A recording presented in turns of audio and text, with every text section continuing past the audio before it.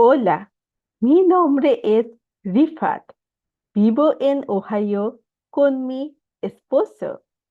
El nombre de mi esposo es Shifat. Él es honesto, guapo y amigable y está estudiando ingeniería aquí.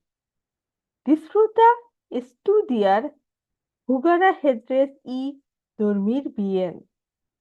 También le gusta comer lo que cocino, así que me gusta preparar pasta y curry deliciosos para él.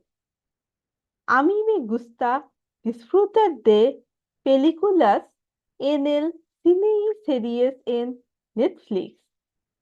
Actualmente estoy viendo una serie llamada Kim's Convenience y la estoy disfrutando mucho. Mi fiesta favorita es Navidad. El año pasado, mi esposo y yo visitamos la casa de mi tía durante las vacaciones de Navidad.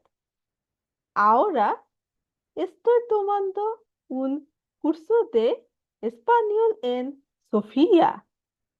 Estoy contenta porque he completado casi 10 cursos hasta ahora.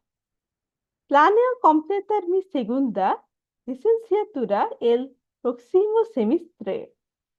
Mis padres y mi hermano viven en Bangladesh. Mi padre es ingeniero jubilado y mi madre es ama de casa.